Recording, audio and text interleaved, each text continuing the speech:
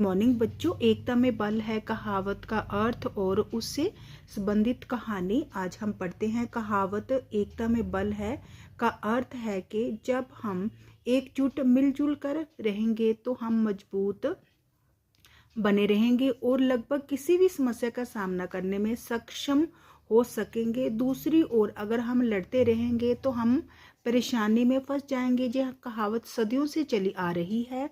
इस कहावत का अर्थ है कि आपस में मिलकर एक असंभव का अर्थ इम्पॉसिबल, जो हो ना सके असंभव काम को भी संभव किया जा सकता है।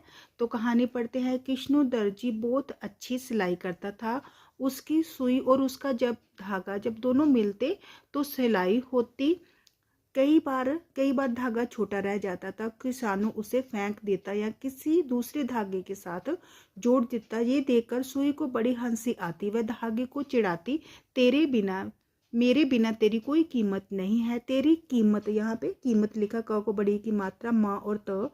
तेरी कीमत तभी होती है जब तू पूंछ की तरह मेरे साथ लटकता है। धागा सीधा साधा होने के कारण कुछ नहीं बोलता। एक दिन किसानों का वह धागा और वह सुई कहीं खो गए। सुई कूड़े के साथ घर से बाहर चली गई। वह कूड़े के ढेर में कई दिन तक पड़ी रही।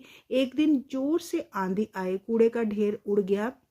सुई कई दिन तक वहीं पड़ी रही। एक दिन फिर तेज हवा चली तो उसी सुई का साथी वह धागा उड़ता हुआ आया। यहाँ पे उड़ता हुआ आया और सुई के पास लकड़ी के एक टुकड़े पर आकर अटक गया। धागे ने सुई को पहचान लिया। बोला, बहन, तुम्हारे बिना तो मैं किसी के काम नहीं आया। मैं समझ गया कि मेरी कीमत तुम्हारे साथ रहने में है। पर बताओ इन दिनों तुमने किस किस के क्या काम किए? सुई बोली, नहीं। धागे ने फिर पूछा तो सुई बोली, कुछ नहीं किया मैंने, किसी के काम नहीं आई। मैं हवा आंधी बनकर चली तो मैं रोशनी में आई हूँ। धागा बोला, हम दोनों दूर दूर रहकर बेकार हो गए। मैं भी किसी के काम नहीं आया, बस हवा के साथ साथ इधर उधर उड़ता रहा। उसकी बात बंद हो गई क्योंकि वहां पर कुछ लोग आ गए थे। उनमें एक बच्चा भी था जो रो रहा था और एड़ी उठाकर चल रहा था। उस बच्चे के पैर में कांटा चुभ गया था। बिना सुई के निकल नहीं रहा था और उनके पास सुई नहीं थी। वहां आने पर अचानक एक की निगाह का अर्थ नजर सुई पर चली गई और वह चीखा, अरे देखो, वहां एक सुई पड़ी है, उससे कांटा निकल जाएगा। दूसरा बोला, नहीं नहीं, जमीन पर कूड़े में गिरी हुई सुई यूं ही इस्तेमाल नहीं की जा सकती। पहले पानी, साबुन आदि से अच्छी तरह साफ की जानी चाहिए। ऐसा ही किया गया। सुई से भी बड़ी मुश्किल से कांटा निकला। कांटा निकलते ही वहां से खून बहने लगा। किसी ने कहा, इस पर पट्टी बांध दी जाए तो खून बहना बंद हो जाएगा। उन लोगों के पास पट्टी नहीं थी। पट्टी के नाम पर कपड़े का एक छोटा टुकड़ा था, इतना छोटा कि वह एड़ी पर बांधना मुश्किल था। क्या करे? अचानक लकड़ी के टुकड़े पर झूलते धागे को देख लिया गया। एक चिल्लाया, अरे देखो कितना लंबा धागा है, इस छोटे कपड़े को उस बहते खून पर रख दो और धागे से बांध दो।